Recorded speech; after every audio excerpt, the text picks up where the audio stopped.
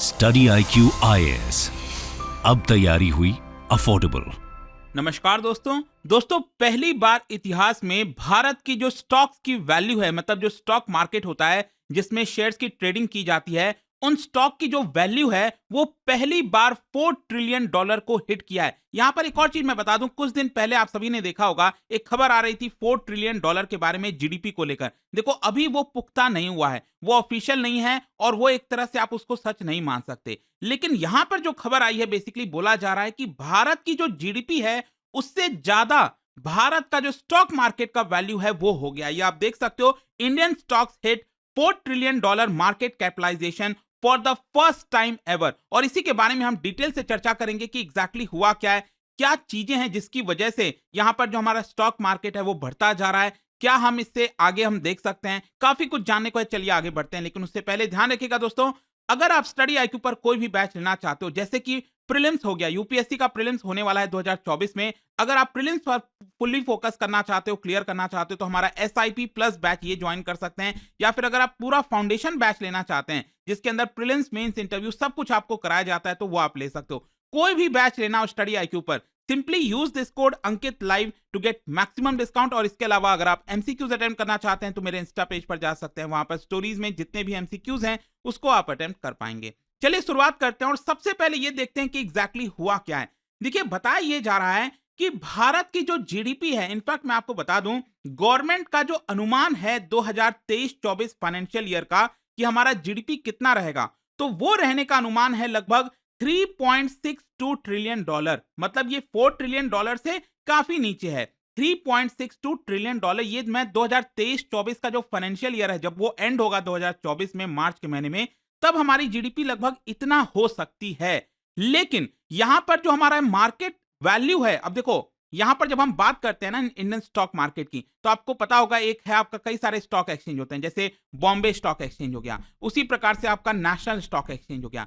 यहां पर बेसिकली मैं बात कर रहा हूं बॉम्बे स्टॉक एक्सचेंज की, जिसकी टॉप 30 कंपनीज को क्या कहा जाता है, सेंसेक्स।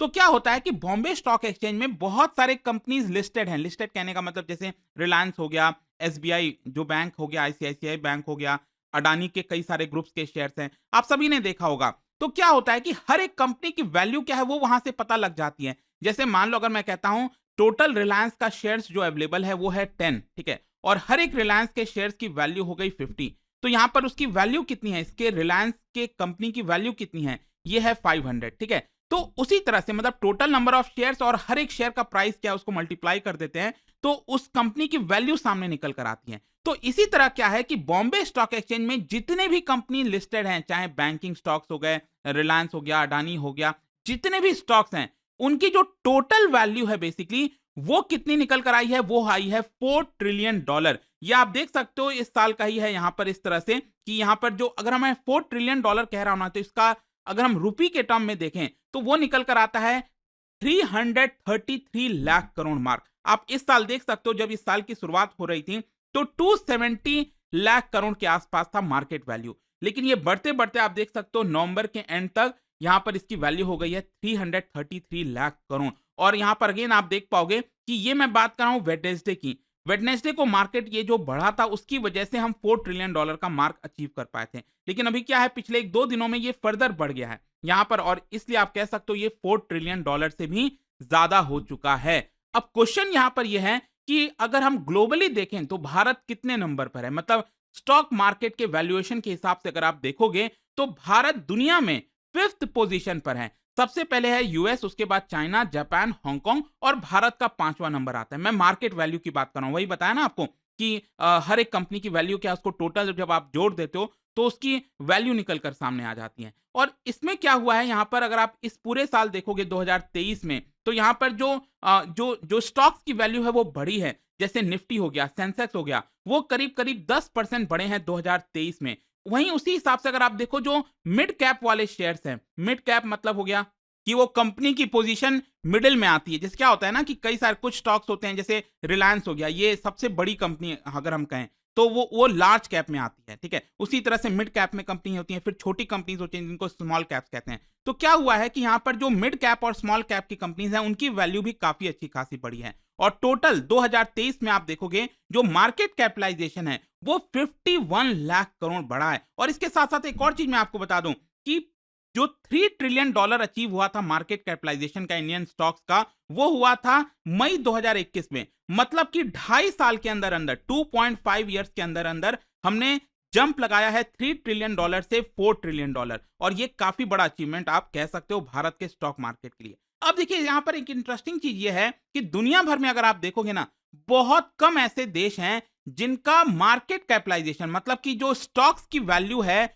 वो उनके जीडीपी से ज्यादा है। जैसे अभी भारत का हुआ है, भारत के स्टॉक्स की वैल्यू जीडीपी से ज्यादा हो गई है। तो वैसे ही अगर आप देखो दुनिया में, जैसे आप देख पाएंगे यहां पर यूएस हो गया, चाइना हो गया, जर्मनी, जापान, यूके, यही 5 ऐसे देश हैं जिनकी स्टॉक्स की वैल्यू उनके जीडीपी से ज्यादा है और भारत भी इसके अंदर शामिल हो गया है। लेकिन आपको एक चीज समझना है, नॉर्मली क्या होता है कि जब भी इतना हाई वैल्यूएशन होता है तो ये कॉज ऑफ कंसर्न भी हो सकता है। क्योंकि देखो क्या है, अगर मैं कहता हूं कि स्टॉक्स की वैल्यू बढ़ी है, मतलब उस कंपनी की वैल्यू बढ़ रही है एक तरह से, लेकिन क्या वो रियलिटी में भी है कि नहीं है? क्योंकि कई बार यही होता है, स्टॉक्स की वैल्यू अगर बहुत ज्यादा बढ़ जाती है फिर वहां से डाउनफॉल देखने को मिलता है। लेकिन यहां पर जो एक्सपर्ट्स हैं उनका मानना है कि नहीं, इस बार चीजें थोड़ी सी डिफरेंट हैं। क्योंकि भारत के अंदर अगर आप देखोगे तो त्रिवेणी संगम ऑफ कुछ चीजें हो रही हैं, जैसे ग्रोथ हो गया, गवर्नेंस हो गया, इसके अलावा जो इन्वेस्टर्स हैं वो बार बार भारत की इकोनॉमी में इन्वेस्ट करना चाहते हैं। ग्रीन ट्रांसफॉर्मेशन ऑफ इकोनॉमी, मतलब हम इकोनॉमी के अंदर नए नए पॉलिसीज लेकर आ रहे हैं, बेटर पॉलिसीज लेकर आ रहे हैं ताकि उसको मजबूत किया जा सके।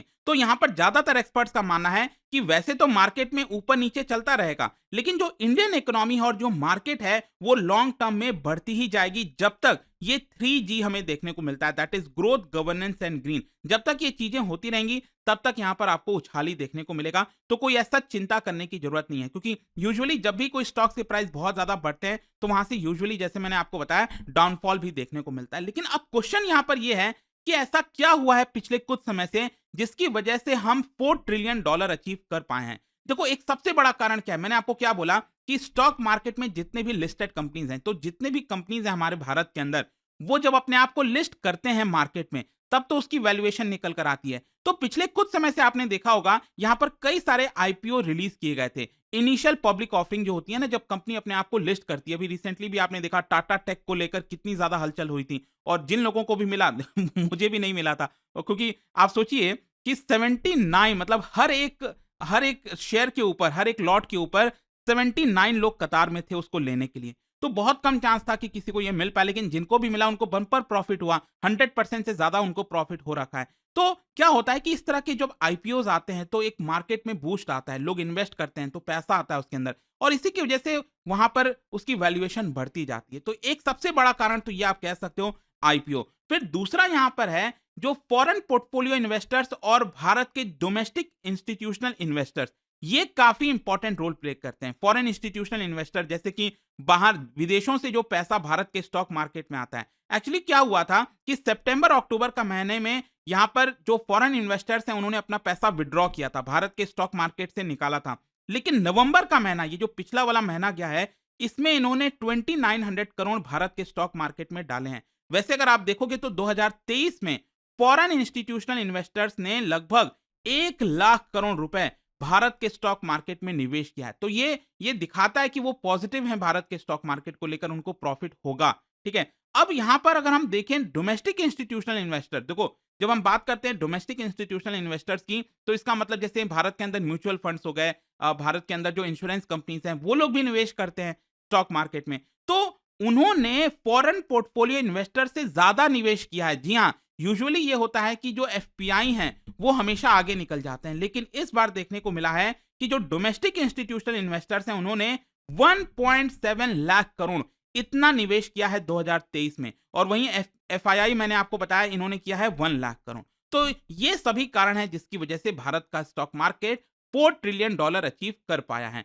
जहां तक भारत के जीडीपी की बात है, देखो अभी कल ही डेटा आया था, आपने देखा होगा, मैंने प्रॉपर एक डिटेल में वीडियो बनाया था भारत के Q2 जीडीपी को लेकर। ज्यादातर एक्सपर्ट ये सोच रहे थे कि भारत की Q2 की जीडीपी 6.7 या फिर 6.8 हो जाएगा। कई लोग का मानना था कि मैक्सिमम जाएगा तो जाएगा, मैक्सिमम 7% तक चला जाएगा। लेकिन ये किसी ने नहीं सोचा था कि भारत की Q2 की जीडीपी 7.6% जाएगी, और कल यही हुआ।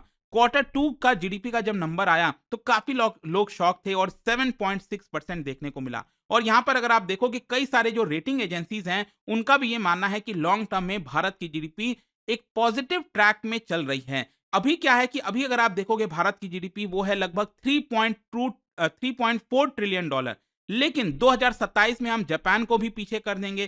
फिर 2047 में हमारी जीडीपी 29 ट्रिलियन डॉलर हो जाएगी और 2052 में 45 ट्रिलियन भारत की जीडीपी हो जाएगी। एंड इट इज एक्सपेक्टेड कि 2027 तक आते आते जापान को तो हम ओवरटेक कर लेंगे और आगे चलकर सिर्फ चाइना और यूएसए यही दो देश ऐसे होंगे जो भारत की जीडीपी से आगे होंगे। लेकिन इसके साथ साथ कई सारे रिपोर्ट्स का यह भी कहना है कि अगर जो बिग बैंग रिफॉर्म्स होते हैं जो भारत सरकार लाना चाहती है, इनएफिशिएंसीज को हटाना चाहती है और अगर हम बेहतर कर सकें तो 2052 तक 2052 तक हम यूएस की इकोनॉमी को भी ओवरटेक कर सकते हैं। और क्या होता है ना कि जब भी अगर इकोनॉमी अच्छी चल रही होती है, जीडीपी बढ़ रहा होता है, तो उसके हिसाब से मार्केट जो है स्टॉक मार्केट वो भी तेजी से बढ़ रहा होता है। अगर हमारी जीडीपी डबल होगी तो हमारा स्टॉक मार्केट भी डबल होगा।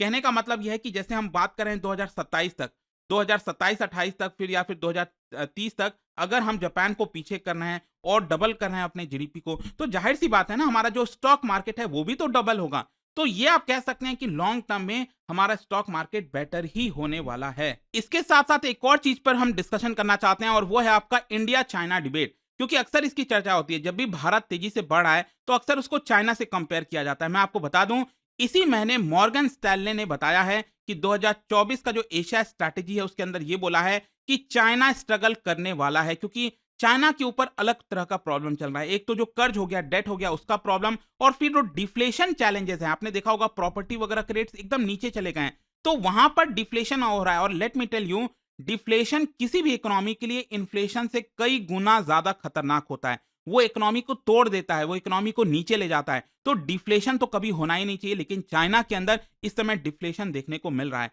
मॉर्गन स्टैनले ने यहां पर यह बताया, सजेस्ट किया है कि जो चाइना की जीडीपी है रियल टर्म्स में वो लगभग सिर्फ 4.2%, 4.8% ये रहने वाली है 2024 के आसपास। नॉमिनल टर्म्स में, अगर आप नॉमिनल टर्म्स में देखोगे तो 4.8% रहने वाली है चाइना की जीडीपी 2024 में। वहीं अगर आप भारत की बात करें तो हमारी नॉमिनल जीडीपी 2024 में 11.6% रहने वाली है और 2025 में 11.2% होने वाली है। और इसका मेन कारण यह भी है कि जियोपॉलिटिकल फैक्टर्स, कई सारे जो कंपनीज हैं वो भारत में ना आकर वो बेसिकली जो चाइना में ना आकर वो अब भारत की तरफ रुख मोड़ है। चाहे एप्पल हो, जितने भी कंपनीज आप देखो कि वो भारत में निवेश करना चाहते हैं। इसके साथ साथ एक और इंटरेस्टिंग चीज मैं आपको बताता हूं कि क्या होता है कि एक आपने सुना होगा मॉर्गन स्टैनले का इंडेक्स आता है, एशिया पैसिफिक इंडेक्स। मतलब कि चाइना के स्टॉक मार्केट का कितना वेटेज है इस इंडेक्स के अंदर और भारत का कितना वेटेज है स्टॉक इसमें इस इंडेक्स के अंदर। तो मैं आपको बता दूं कि 2021 में जो चाइना का वेटेज हुआ करता था इस इंडेक्स के अंदर वो 26% हुआ था, लेकिन आज के डेट में वो गिरकर 19% हो गया। मतलब कि चाइना का वेटेज वो लगातार गिर रहा है। वहीं भारत का वेटेज मैं आपको बता दूं वो 2021 में 6% हुआ करता था, लेकिन ये बढ़कर हो गया है 10% के आसपास। मतलब एक तरफ भारत ग्रोथ की तरफ है, वहीं चाइना नीचे की तरफ जा रहा है। और जाहिर सी बात है यहाँ पर चाइना में एक अलग इश्यूज हैं। चाइना ने पिछले 3 दशकों में बहुत तेजी से ग्रोथ किया है, तो कहीं ना कहीं एक पॉइंट आता ही है जहां से आपको डाउनफॉल देखना ही पड़ता है। अब देखते हैं भारत क्या इसका फायदा उठा पाता है कि नहीं, बट आई होप कि इस वीडियो से आपको काफी कुछ जानने को मिला होगा। और जाने से पहले एक इंटरेस्टिंग क्वेश्चन, क्या बता सकते हो कि इनमें से सबसे इंपॉर्टेंट रोल किसका, इन चारों में से, जो कि मदद करता है इकोनॉमी में से, जो सिस्टम होता है इकोनॉमी में से, उसमें से लिक्विडिटी को हटाना, लिक्विडिटी को सक आउट करने के लिए सबसे इंपॉर्टेंट रोल इनमें से कौन सा प्ले कर सकता है? इसका राइट आंसर आप सबको पता है, मेरे इंस्टाग्राम पर तो मिलेगा ही, वहां पर अगर आप नहीं हो कोई बात नहीं, टेलीग्राम से ले सकते हैं इसका सही उत्तर। मैं कई सारे जो एमसीक्यूज हैं वो यहाँ पर स्टोरीज में डालता रहता हूँ। बाकी अगर आपको पीडीएफ चाहिए तो टेलीग्राम पर आइए, अलग अलग सोशल मीडिया पर आप जुड़ पाओगे। और जैसा मैंने आपको बताया, यूपीएससी की अगर आप तैयारी कर रहे हो, just use this code Ankit live to get maximum discount. And I hope की वीडियो आपको पसंद आया होगा। मिलता हूं आपसे next time, till then thank you very much, see you soon. Study IQ IAS, अब तैयारी हुई अफोर्डेबल।